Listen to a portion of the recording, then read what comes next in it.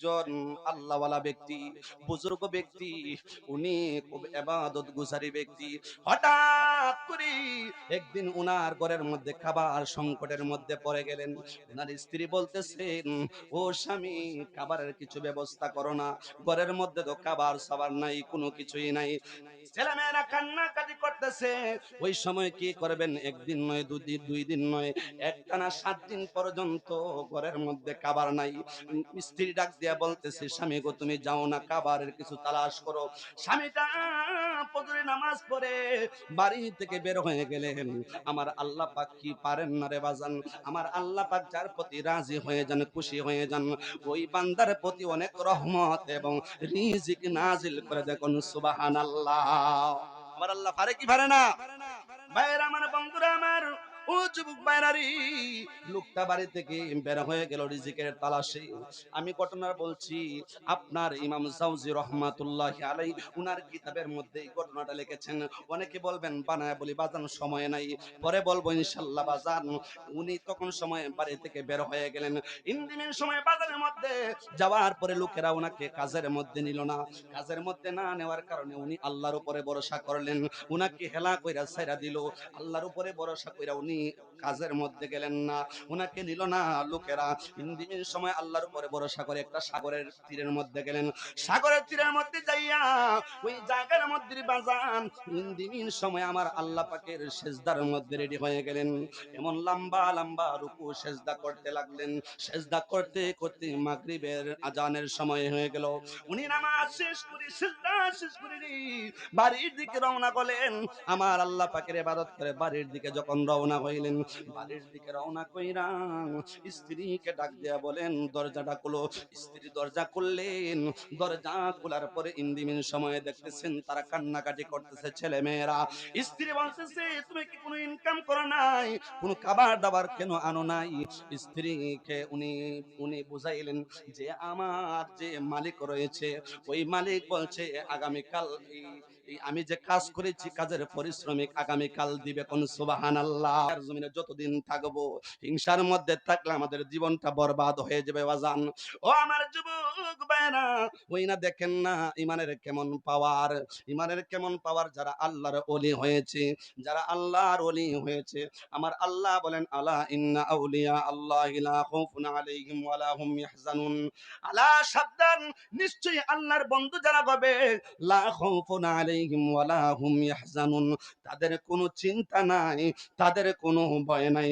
জোরে জোরে কন্না সুবহানাল্লাহ। একজন আল্লাহর ওলি ছিলেন। সংক্ষেপে ঘটনাটা বলে দিই।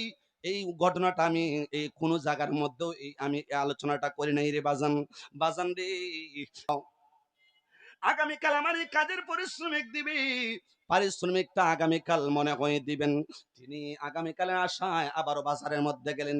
লোকেরা ওইদিকে ঘটনা কিন্তু দুইটা।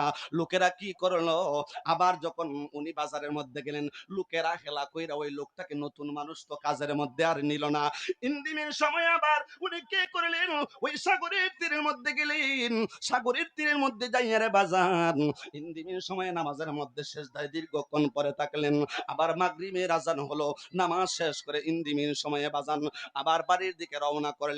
বাড়ির দিকে এসে আবার কি অবস্থা, কোনো খানাপিনা নাই, কোনো কিছুই নাই, কান্নাকাটি করতেছে। ওই দিন স্ত্রী আর সহ্য করতে পারে নাই, ওই ছেলে পেলের কান্নাকাটি সহ্য করতে পারে নাই। স্বামীর প্রতি রাগ হয়ে আসি ইন্দিমের সময়ে। ওই স্বামীর কাছে স্ত্রীটা চোখ গরম করে তাকাইল রে বাজান। ওই সময় স্বামীটা সারা রাত্র কষ্টের মধ্যে কাটলো। দুইজন এপাশ ওপাশ করে কাটাইলেন। আবার পরের দিন ফজরের নামাজ পড়ে উনি ওই জায়গার মধ্যে চলে গেলেন। বাজারে যাওয়ার পরে ওনাকে কেউ নেয় নাই। ইন্দিমিন সময়ে বাজার থেকে যখন উনি আবার আল্লাহ তালাশি, উনি সেজদার মধ্যে সাগরের তীরের মধ্যে চলে গেলেন। ওই সময়ও সেজদা দীর্ঘক্ষণ লম্বা করলেন। আমার আল্লাহ পাককে খুশি করলেন। আমার আল্লাহ পাককে খুশি করার পরও ওই দিন মাগরিবের আযানের পরই উনি বাড়ির দিকে যখন রওনা করলেন, বাড়ির মধ্যে ঢুইকা যখন নক করলেন গো, ইন্দিমিন সময়ে দেখা যায়, নক করার আগেই দেখা যাইতেছে একটা কি জানি একটা সুন্দর খাবারের গ্রান ওনার ঘর থেকে আসতেছে। জোরে জোরে কন্যা সুবহানাল্লাহ, আল্লাহু আকবার। সুন্দর একটা গ্রান আসতেছে খাবারের। ঢুকলেন, ঢুকার পরে স্ত্রী একটা হাসি মাইরা দিছে, সন্তানেরা হাসি উল্লাহ করতেছে। ইন্দিবির সময় ঘরের মধ্যে ঢুকলেন, জিজ্ঞেস করলেন, স্ত্রী কি হয়েছে, তোমার এই খাবারগুলি কোথায় থেকে আসলো? স্ত্রী ডাক দিয়ে কয়, স্বামী গো,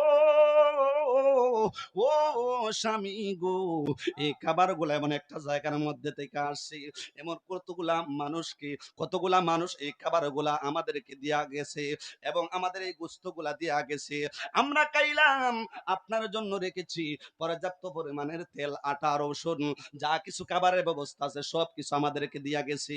স্বামী গো আবার বলছে, যদি আপনি কাজ ভালো মতে করতে পারেন, কাজটা যদি সুন্দর মতে করতে পারেন, ও আমার স্বামী গো, বলছে আরো হাদিয়া বেতন ভাতা বাড়ায়া দিবে। একবার চিৎকার মেরে কন্যা সুবহানাল্লাহ।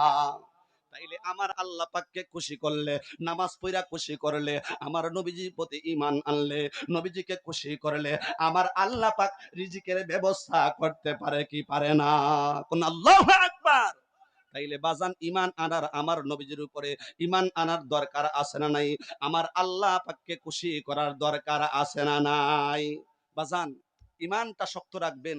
হাদি ভাইয়ের মতো মিলাদ কিয়াম করেছেন, কঠিন ভাবে আমরা নিজের চোখে দেখেছি, উনি মিলাদ কিয়াম করেছেন হাদি ভাই, আজকে উনি দুনিয়াতে নাই। উনার জন্য দোয়া করে আল্লাহ পাক যেন উনাকে জান্নাতের উচ্চ মাকাম দান করেন, কোন আল্লাহুম্মা আমিন। আল্লাহ পাক যেন সহি শরীফ আমার ভাই রইসুদ্দিন ভাইকে যেন জান্নাতের উচ্চ মাকাম দান করেন, এবং আমার বাজান আল্লামা ফারুকী রহমাতুল্লাহ আলাই, উনাকে যেন জান্নাতের উচ্চ মাকাম দান করেন, কোন আল্লাহুম্মা আমিন। বাজান, আমি চুনারুঘাটের মানুষ, বিশেষ করে এখন সামনে ফেব্রুয়ারির মধ্যে নির্বাচন হবে ইনশাল্লাহ। আমরা যারা সুন্নি জামাতের মধ্যে আছি, ইমানওয়ালা মুমিনওয়ালা আছি, যারা ইমানদার, আমরা ইমানের জোর দাবি করি, আমার নবীজিকে ভালোবাসি, তারা একমাত্র সুন্নিদেরকে সেই ভোটটা দেবে। রাজি আছেন তো ইনশাল্লাহ? আমরা সোনারঘাটের মধ্যে আমাদের বাজান আল্লামা তাহিরি সাহেব দাঁড়াইতেছেন, আজকে ফজরের নামাজ পড়েই সিফাসারা নাসিরুদ্দিন রহমাতুল্লাহ আলাই উনার মাজার থেকে আলহামদুলিল্লাহ আজকে থেকে শুরু করেছেন। ইনশাল্লাহ আমিও যাব, ইনশাল্লাহ আমাদের যত বুট আছে ইনশাল্লাহ আমরা আহলে সুন্নাত ওয়াল জামাতকে ইনশাল্লাহ দিব। সকলে রাজি আছেন তো ইনশাল্লাহ? আল্লাহ পাক যেন আমাদের আমার বাজান আল্লামা তাহিরি সাহেবকে জয়যুক্ত করে সংসদের মধ্যে ঈমান ও আমলের কথা বলার, সুন্নিয়তের খেদমত করার তৌফিক দান করেন। সকলে বলি আল্লাহুম্মা আমিন। শেষ করে দিচ্ছি, আলোচনা অনেক লম্বা ছিল কিন্তু সময়ের কারণে করতে পারি নাই।